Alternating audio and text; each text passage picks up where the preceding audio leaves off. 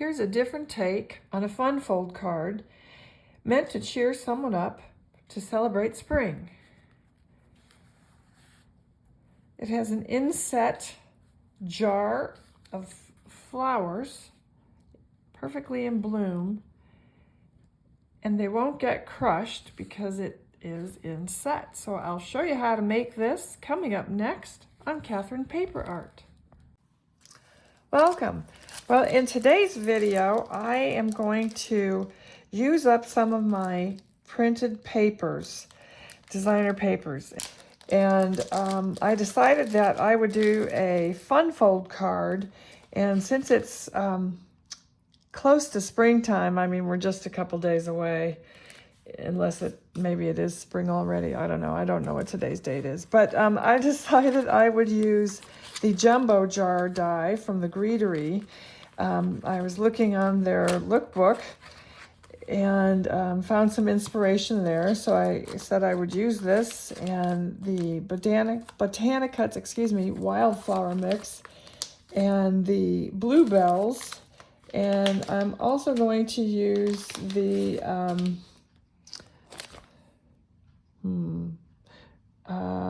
springtime die set. I'm going to use the dirt for the jar. And I also have my SimonSaysStamp plant sentiments that I'll be using. And so I will choose a pattern paper from here, and I'll do that off screen and be right back. Okay, so I've cut all of my wildflowers. And again, those are the Botanicut's wildflower mix from the Greetery. I also included the bluebells Botanicut's from the Greetery there. And I have put them in my jumbo jar, which is also the Greetery. I put some layers of dirt at the bottom. Now, what I'm going to do, what I can't decide is if I don't think I want to add anything over the top of this, otherwise you won't see the flowers. But I do want to create some quick ladybugs.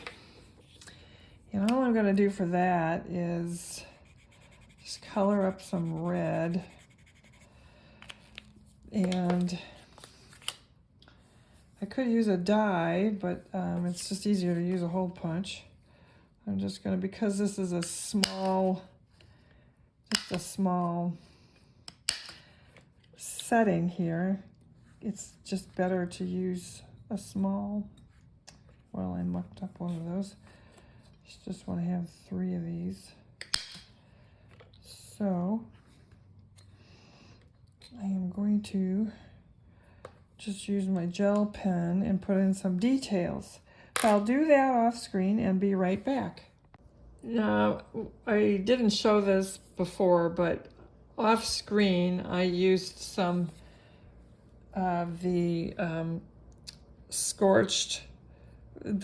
Tim Holtz Distress Scorched Earth. I know it's not really called that, but that's what I call it. Scorched something or other. And I used some of the Fallen Acorn, the mica spray, Tim Holtz, and gave that a little some pizzazz, along with some plain cardstock that I used. I don't know if you can see that. On one layer I used some white gel pen to make it look like perlite, and then on another I used some brown gel pen to make it look like bits of something else. So that's just to give it depth.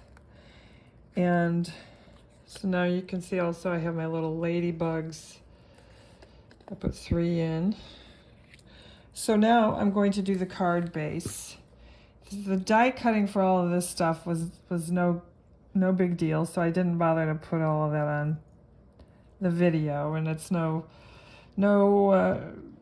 earth-shattering that anybody hasn't done before. So that's not really the focus of this video. But the card base is going to be a fun fold. And I saw this the other day. I can't remember by whom, but I will put her link in the video below. I'm sorry, I'm just terrible at remembering names. So anyway, I will get some paper or cardstock, thin cardstock, and show you how that's going to lay out. So I'll be right back. Okay, so for the card base for this card, I'm going to use printed paper, and I'm going to make a fun fold out of it, as I said before. And this is a great way to use up printed paper. And I have chosen this sheet, which is Verdant Woodlands. You can see the number there possibly. I don't know if this is still available. This is Nature Notebook, I guess. Yeah, Nature Notebook from Graphic45. I don't know if it's still available, but you can just use whatever you have. I mean, it doesn't have to be this. So what I've done is I have a scrap piece here, and I'm going to cut it down. This is not going to be on a regular card base, a 5.5 by 4 1/4. It's not going to be an open up card because the fun fold is going to be the open up. But I am going to use a piece of colored cardstock, and that will be the 5.5 by 4 1/4. So I'll trim this down a little bit, and I will trim this down. It's pretty on both sides, but I am going to use this side because the dark background really makes these flowers come alive. They really pop. So I will trim this down, and I will give you the dimensions after I do that. I'll do that off screen and be right back. Okay, so my base, my card base, is 5.5 by 4 1/4, and again, it's just a single piece of cardstock. And this I have cut down to 5 and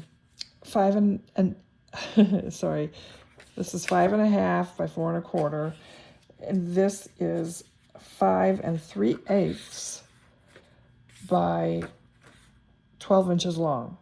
So it's 5 3/8 by 12 inches long. I'm going to score it at 2, 4, 6, and 8.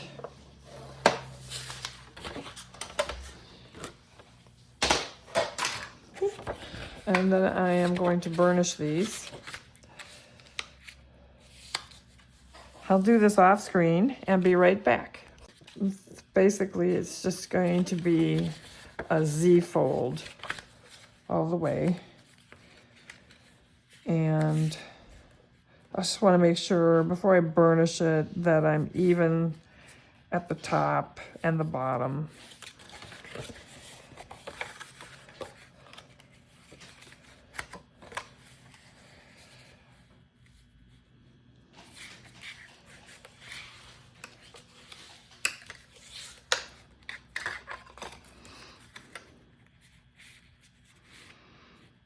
I mean, it's not critical, but it's better to be neat.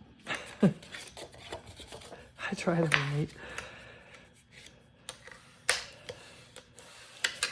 Okay, so it's going to look like this. And I'm going to glue here, so it's going to be one fold, and I'm going to glue here, so it's going to be 2 folds. And then this is my back, which I will glue onto my card. Okay, so I did a little bit of trimming, just a little bit, and now it's pretty well evened up. So I haven't glued this yet because I need to take my die, my jar die, and cut this so that I can sink this down, because this is going to be built up so that this is recessed. It won't be built up by much, but in any case, I want to cut the jar out. And I want it to be centered, if at all possible. Okay, so I've cut out my jar and lid, and I have it centered on my green paper. And I've taken the negative that I cut out and I've put it onto the back of my jar, because that's what you would see if you had it on the paper, because the jar is clear. And I've added my layers, multiple layers, and I took a black marker to cover them over. So what I'll do now is I will glue this down, but you can see that there's still dimension for my flowers. But when I pop this in here, and when I close my card, it's not going to smash up the flowers. And I'll take another mat, and I'll position it inside so it covers the jar. I'll put a white layer over it, and I'm not certain that I'm going to use two different greens. I'm just grabbing that one because it's handy. Might just be the same color. And I'll put white over it, and my sentiment is going to go on the front of that. So now at this point I can glue these folds together. So I'll glue this together like that, and I'll glue this together to be a fold like that. So I'll go ahead and do that and be right back. So I'm using the SimonSaysStamp Plant Sentiments. This is from 2023. So they're probably still available, maybe. I don't know. Anyway, I am going to use the Live Life in Full Bloom. And I've kind of just sketched out some of the ferns and whatnot on here. And I'll go over them darker with probably some ink. And then on the inside, I used the We Blossom Through Every Hardship, and I stamped it in fog, and then I stamped in the Memento Tuxedo Black. Gee, my memory is just shot. So once I finish this, then I'll go ahead and glue everything in properly. I've just got it temporarily stuck down, and then the card will be done. Now, you don't have to just make this one flap. You could do two flaps, just keeping these separate. But I chose to just simplify it and keep it down to one. So I am going to heat emboss this sentiment and maybe put a little bit of bling on the front. And so I'll do that and be right back. All right, here's my completed card. I added some bling, heat embossed the sentiment, and darkened the drawing that I put on the panel. And I stamped a secondary sentiment inside, and I have a, oops, cat hair, have a panel for a personal greeting. And I like that this is inset so that the flowers and fauna don't get smashed. Not too much fauna. My little ladybugs. So I really like how it came out. And that's the simple card. And it's a good way to use up your pattern paper. And it's just a real easy card to make. So I hope you liked the video. And if you did, please leave us a thumbs up. Thank you for watching.